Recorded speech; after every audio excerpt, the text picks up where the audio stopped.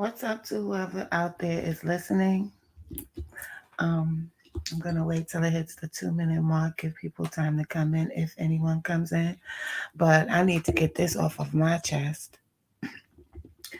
This particular incident that happened with the jeweler is very um, for more reasons than one. So I need to get it off of my chest, and I will do so. If anybody feels like they want to join in and speak on it, please feel welcome to do so. But this is a detriment, and this is a tragedy in more ways than one. And I want to make sure I get something out here in the universe to reflect that.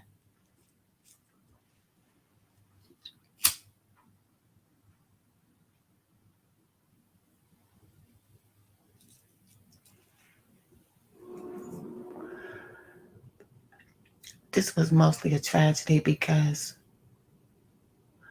Duke the Jeweler wasn't even in that type of lifestyle. So that's why I feel like it's bothering me the way that it is. Maybe if he was a gang member or something, I would have more understanding about it, but he wasn't. So that's what makes it 10 times worse. This was a young man that was building up himself and made something out of nothing and was around his own people, was around black people as a black man.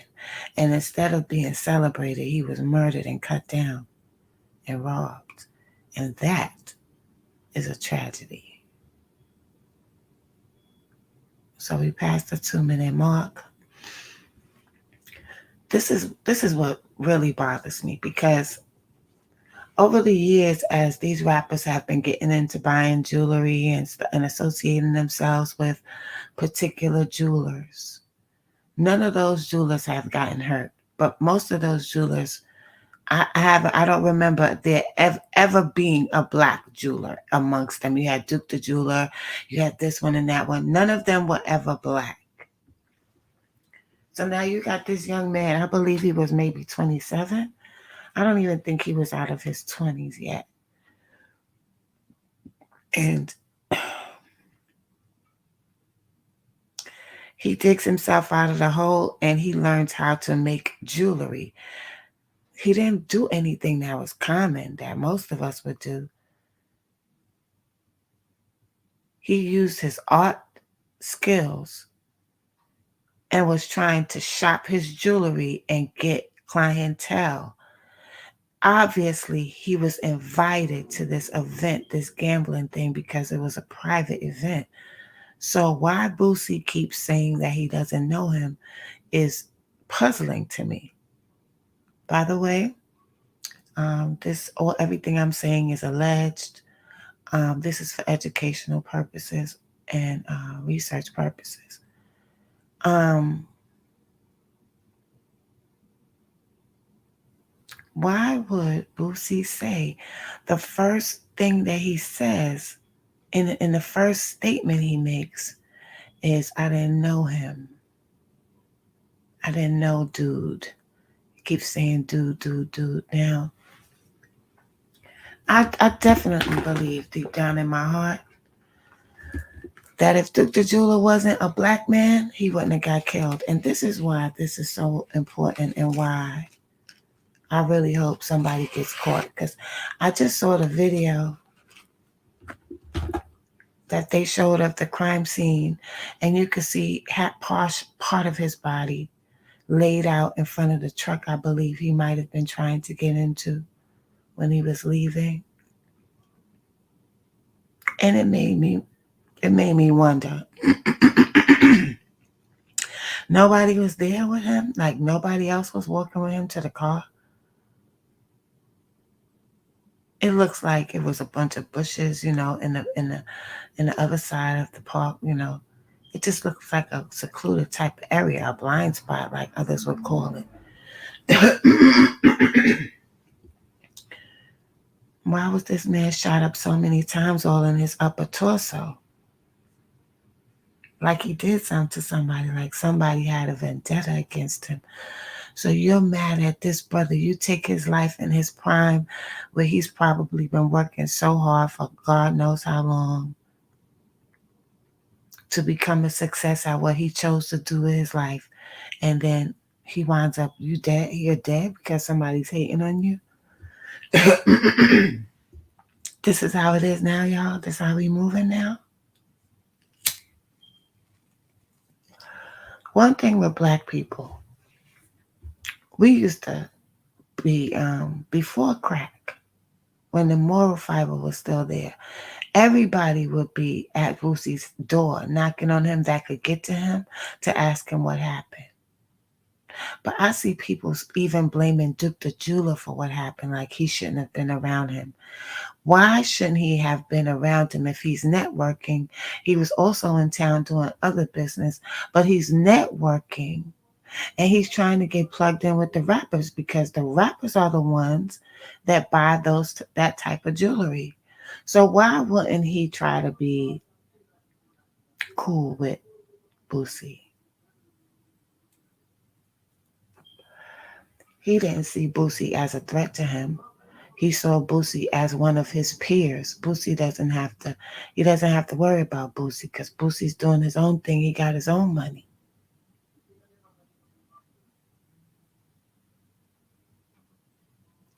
But people are also saying that Johnny Wang, I don't know, this other jewelry guy, that he might have took most of the business from him because let's not even front.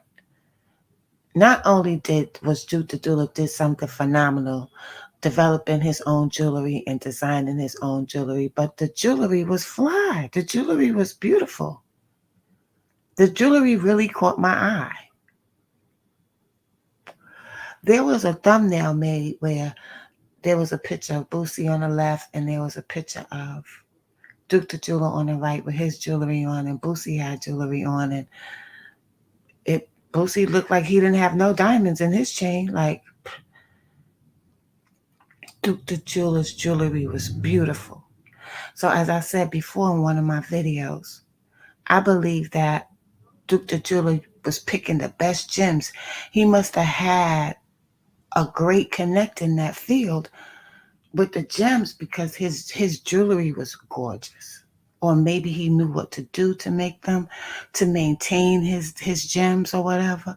But it was gorgeous. The Tasmanian Devil piece, off the chain. Off the chain, beautiful, very creative, and shiny as hell. And in one of his videos, he turned off the lights, and whoever was wearing it, you could see it shining in the dark. That's how fly his jewelry is.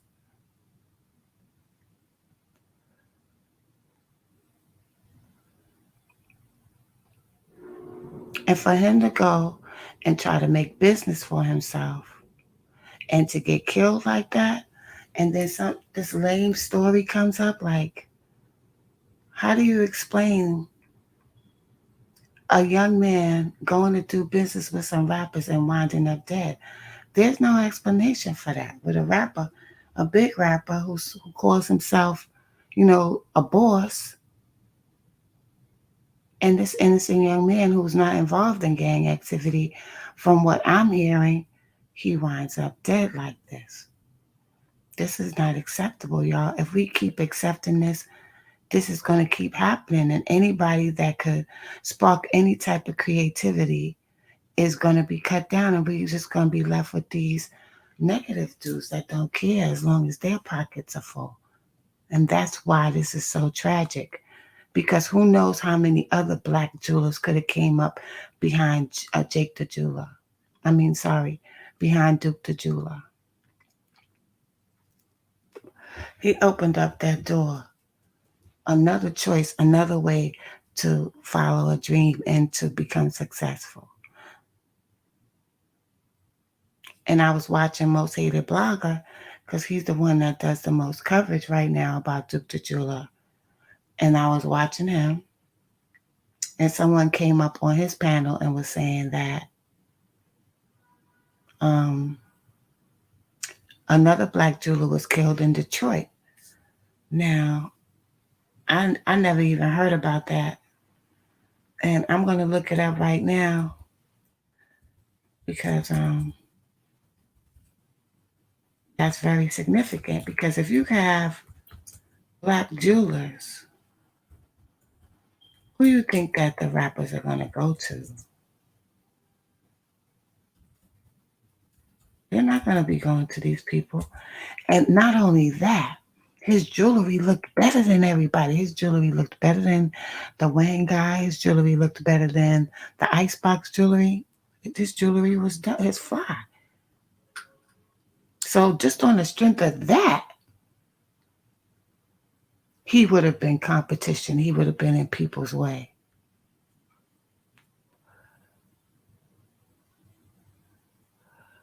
This was a Dan. This was a white man, Dan Dutch Hutchinson, 47, was shot and killed not far from his shop. This was a white man. Hutch's jewelry. But and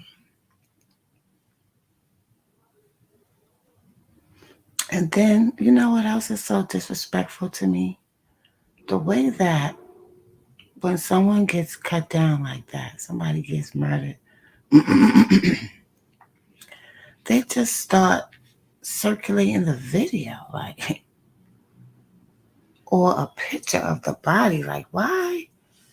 That's like that's ritualistic to me, y'all. Like all of us seeing the body, like that's like we're participating in some type of ceremony.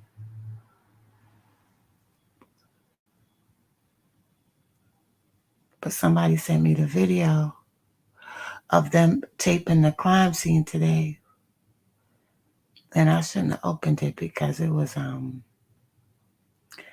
devastating to watch him laying there in front of his truck. He didn't think he was gonna die when he went out to Houston to do business. He probably was excited, like, hey, I'm getting in the door. I worked, I was grinding, and I'm getting open. You know, when you start to make progress after you put in all that work, and why I really respect Most Hated Blogger for covering Duke the Jeweler is because I don't really see many people talking about it, but he seems to be very sincere, and he's right on the money with what he's saying. He's right on the money to me, what he's saying. This is a tragedy and it's unacceptable. And it seems like everybody's quiet. He's right. I don't hear anything from his friends and family. They're saying that he didn't have much family, but you had whoever even knew him, like, this was someone who did something very, very prestigious. He's actually making jewelry, diamond jewelry. Somebody has to care enough to say what the hell happened to Duke the Jeweler besides someone like me who's sitting here on this live for 15 minutes. Nobody's even in here, but I need to get this out of my system.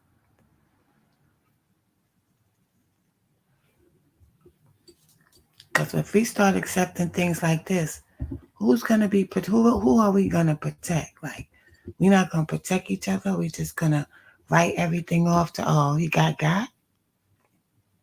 It was his fault. He should have paid attention. He should have known better. That man wasn't expecting for a bunch of people in the industry or affiliated with the industry to take him down for his jewelry and his money. He figured they got their own shit. They ain't hungry. So if that did happen and they were guilty of being associated with what happened to him, then what's really going on in the industry? Are these people making money or not? Because why would you do that?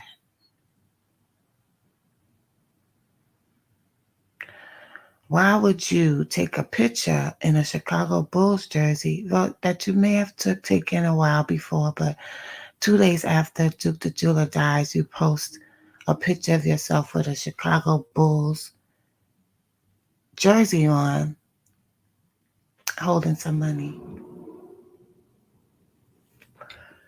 and post it after Duke died that you had a big loss. but you got your money back and then take it down. Come on, y'all. This is not acceptable. We can't allow that to happen to someone like Duke Jula. He wasn't involved in their lifestyle. He went over there to do business. He was a victim.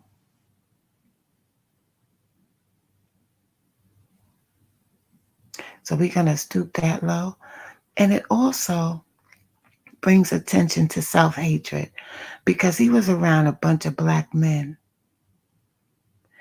And if it was someone from another race or another ethnicity, I don't think they would have done that to him.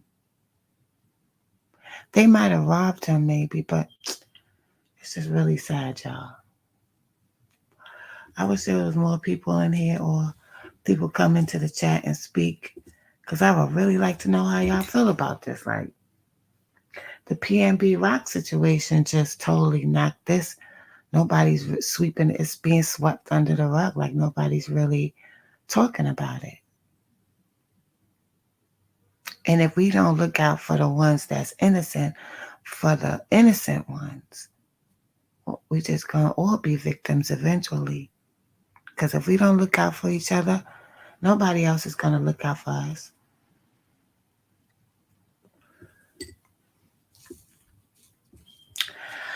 So, yeah, guys, there's a video circulating. I'm not gonna post that video. I'm not gonna show that video of that crime scene. It is traumatic. It is trauma. It's psychological warfare, if you ask me. That every time somebody gets cut down, we see their body or we see them in the stages where they're about to leave us right there, on film. It's horrible. Some things we just don't need to see. And we're becoming desensitized because we see it so much.